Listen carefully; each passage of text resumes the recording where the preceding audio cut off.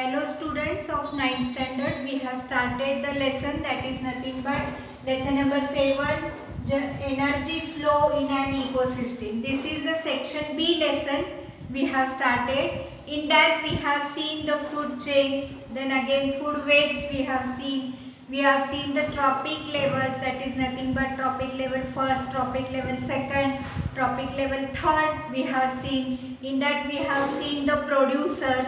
Then again herbivorous are there, then again carnivorous are there, then omnivorous are there. These are various nothing but the trophic levels that we have seen. We have also seen the herbivorous, that means plants are nothing but the producers. The herbivorous are dependent on the plants. The carnivorous are dependent on the herbivorous. The omnivorous are dependent on both herbivorous and carnivorous. This we have seen. We have also seen the energy pyramid in an aquatic ecosystem. In that we have seen the phytoplanktons, the zooplanktons, the fishes and the humans.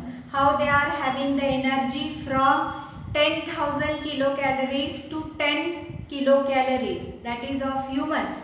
That is nothing but 10 kilocalories. This energy pyramid we have seen. We have also seen the biogeochemical cycle.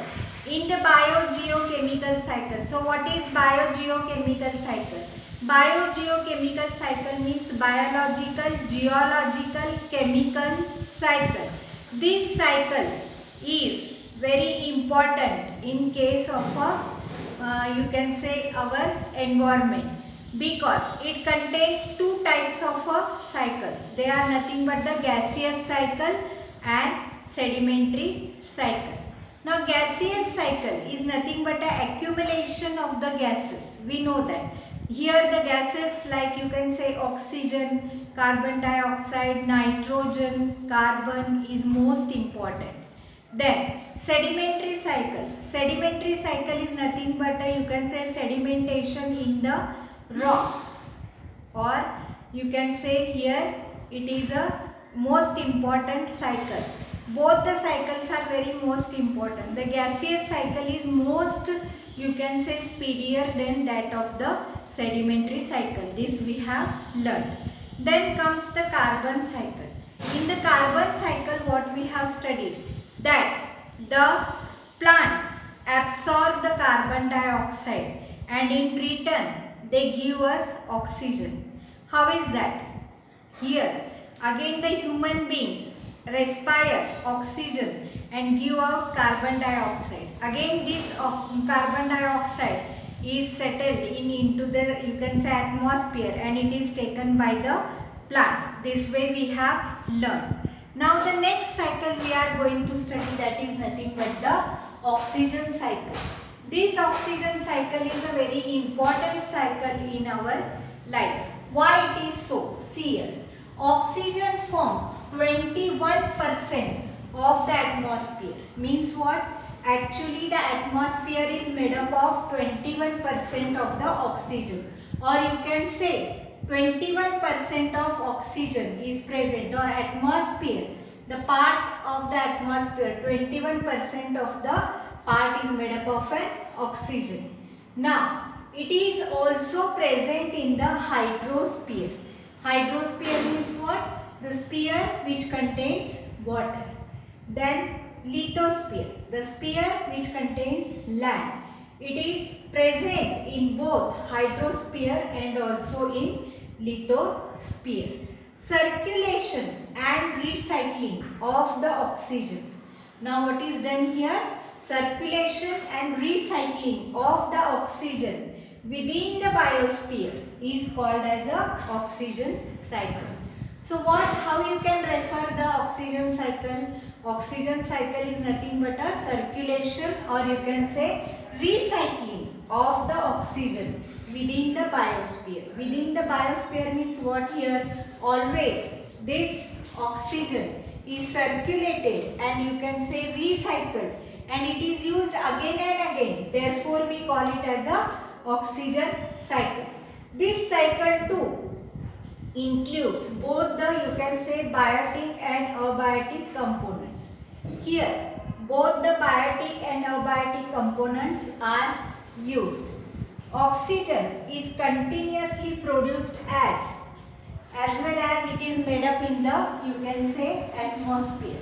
Oxygen is highly reactive. Whenever you see oxygen, it is nothing but highly reactive, and it readily reacts with the elements, or you can say compounds.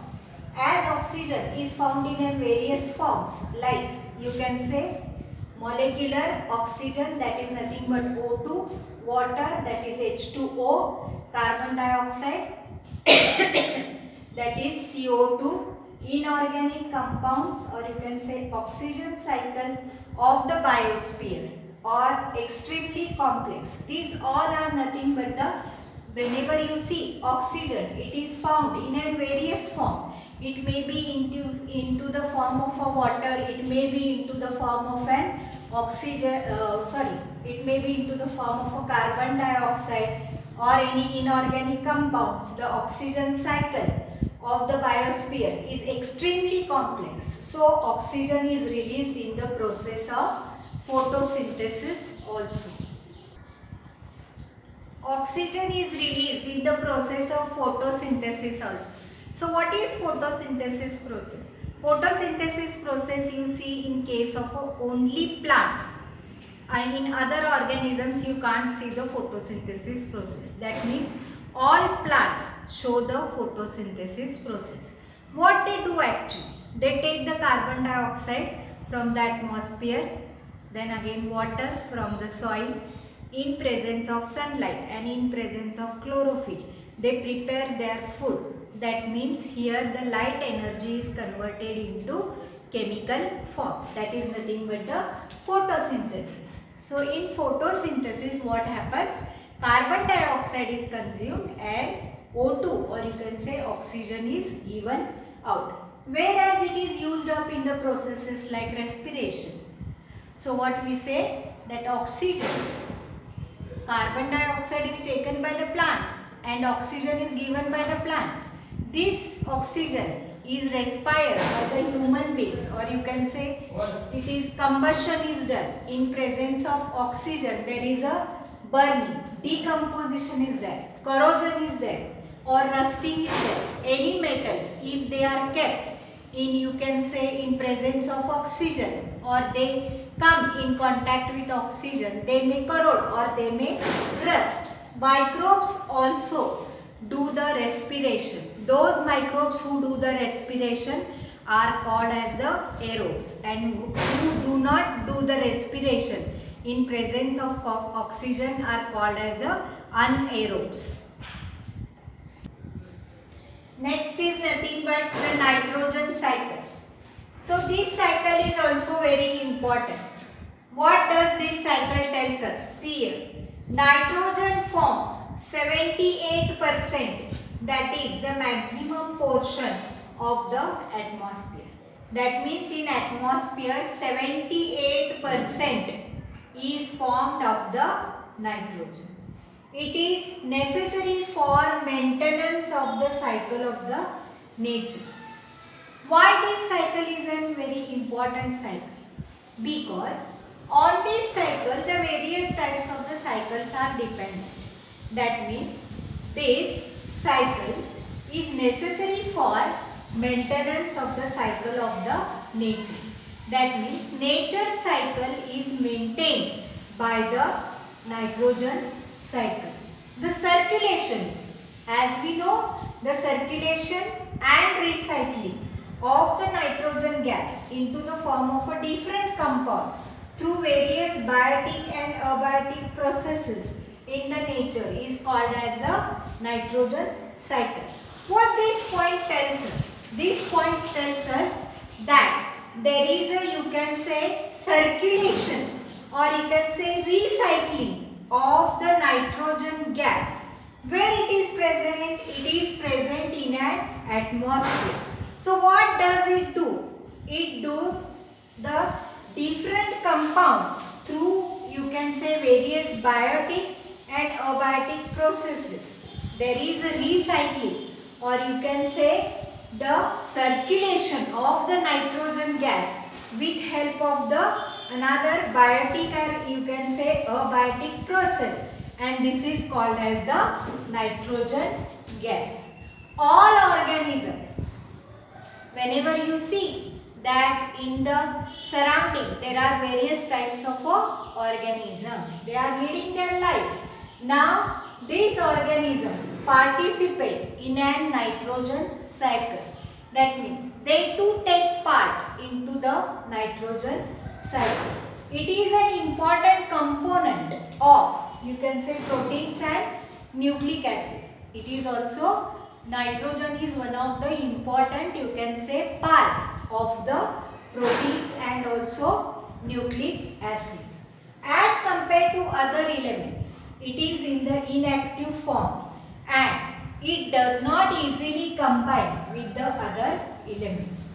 That means it has no combining property with the other elements. As it is in the inactive form, it does not easily combine with the other elements. Most organisms cannot use free form of the nitrogen.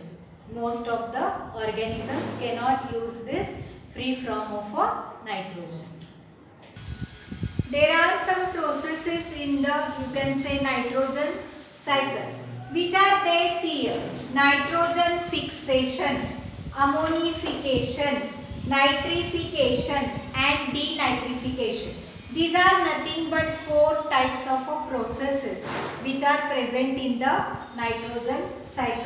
The first one we are going to see is nothing but a nitrogen fixation. What does this tell us? Conversion of nitrogen into nitrates and nitrites through atmospheric, industrial and biological processes. What is that? See, there is a fixation of nitrogen. So how we can do the fixation of nitrogen? First you have to convert the nitrogen into, you can say, nitrates or nitrites through the atmospheric, what it is, industrial or you can say biological processes. Through these industrial or biological processes we can do the nitrogen fixation. Then comes the ammonification, release of ammonia through the decomposition of dead bodies. So there is a, you can say, release of ammonia through decomposition of dead bodies and excretory wastes of the organism. That is nothing but, now next is nothing but nitrification. Here conversion of ammonia into a nitrite and then into a nitrate is called as a nitrification. And denitrification is nothing but conversion of nitrogen compounds into gaseous nitrogen. So these are nothing but the processes which are, you can say, based on the nitrogen cycle.